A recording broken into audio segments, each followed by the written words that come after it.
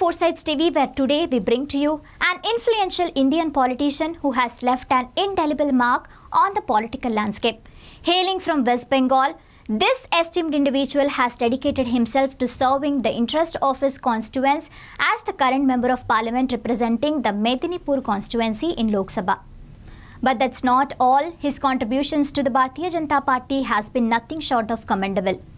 From 2021 to 2023, he served as one of its national vice presidents, showcasing his dedication and loyalty to the party. Moreover, his leadership abilities shine through as he held the esteemed position of the 9th president of the West Bengal unit of the BJP. With an impressive track record and an unwavering commitment to public service, this prominent figure has earned the respect and admiration of many in Indian politics. Ladies and gentlemen, let us extend a warm welcome to Mr. Dilip Ghosh, a personality who needs no introduction.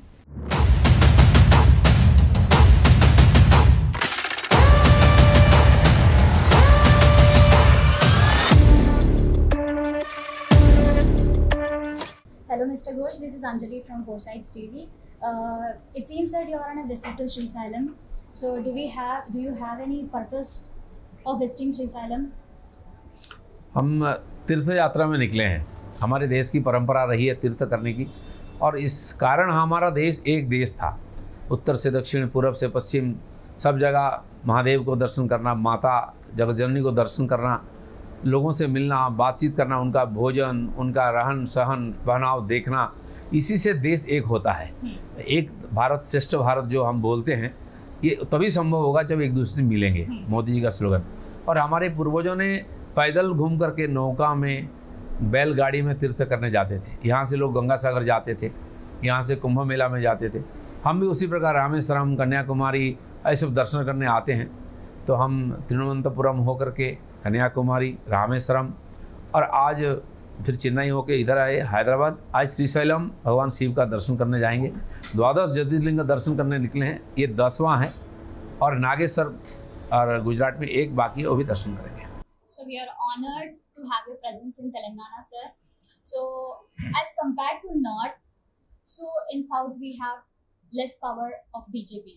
So do you have confidence that you will get the support from South the state?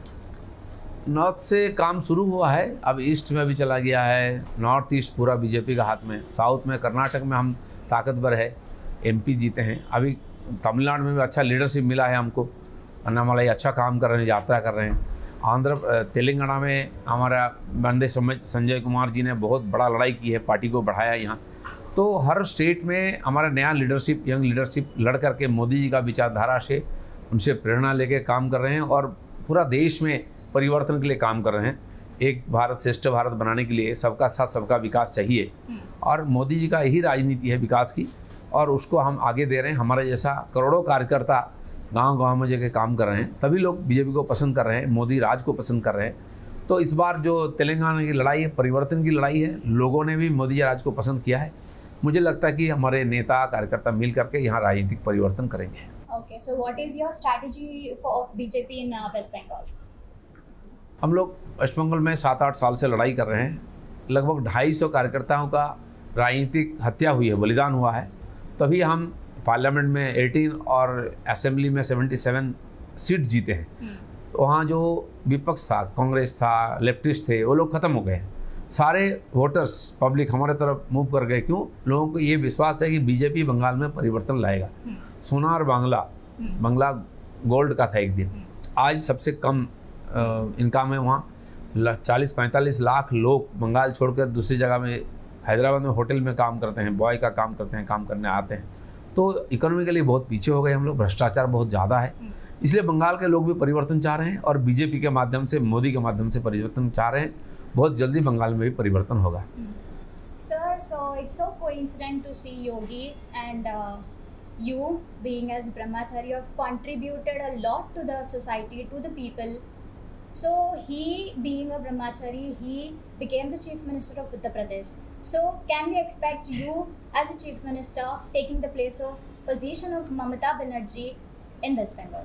देखिए, हमारे देश में ये परंपरा रही है घर छोड़ करके समाज के लिए काम करना, धर्म के लिए काम करना, साधु संत बनना, सन्यासी।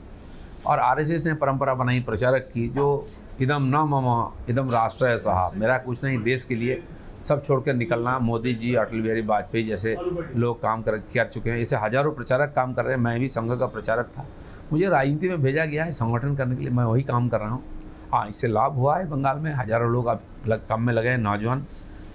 सब मिलकर परिवर्तन करेंगे। लीडरशिप तो कौन होगा वो तो बाद में तय होगा, लेकिन बंगाल का परिवर्तन जरूर हम लोग करेंगे। मुझे बहुत खुशी है कि फोरसाइट टीवी दशहरा के दूसरे दिन आपसे मिलने का मौका मिले। और समाचार की जगत में बहुत सारा मीडिया, बहुत सारा चैनल्स है, लेकिन ईमानदारी के साथ काम करने वाले कम हैं।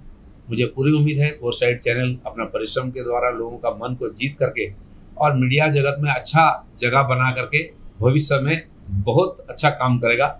मेरा शुभकामना। Thank you, sir. We extend our gratitude for generously giving us your time. Foresights TV wishes all the best in your endeavors and hopes that you achieve your aspirations. With your dedication and commitment, we believe that you have the potential to become one of the finest Indian politicians actively serving the people. May your journey be filled with success and positive impact.